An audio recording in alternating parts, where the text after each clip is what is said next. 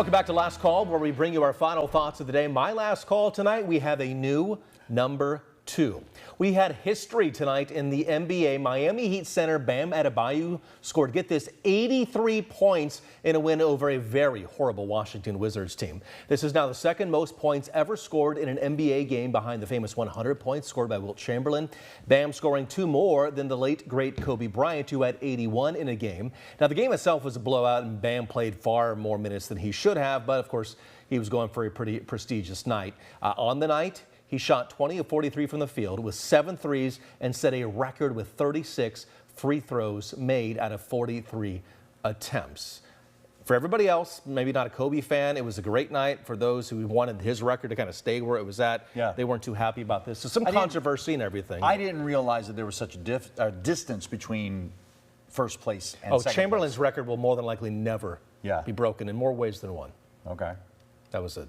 Never mind. You love basketball. I do love basketball. Okay, I love this story. My last call is going to the Valley's Swedish Village because the Kingsburg City Council, they have a micro grant program. It's for community improvement projects and activities, and anybody can apply. And this year, one application that's getting serious consideration, an application for a traditional Swedish phone booth. So they took the video too early, but the applicant wants to create or manufacture a traditional Swedish phone booth, not for phone calls, but for a quirky photo ops and charm.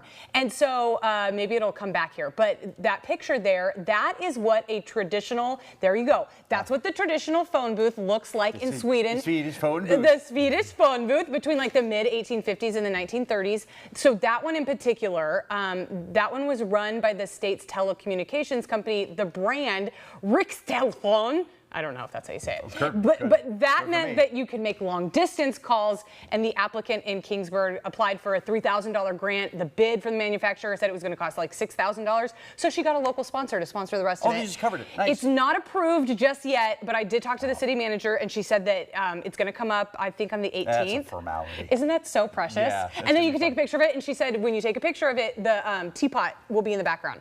Okay. Yeah, the water tower. Awesome. So new fun thing I'm going to have to redo my on the map. Oh my God, yeah, that'd be fun. But all right, so you scoring 83 points is pretty cool. Take a look at this. You couldn't do that on a donkey.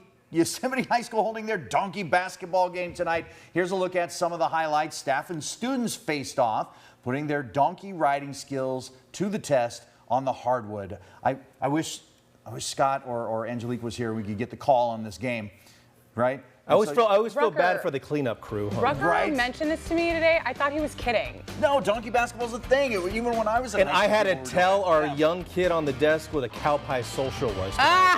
Blew his mind.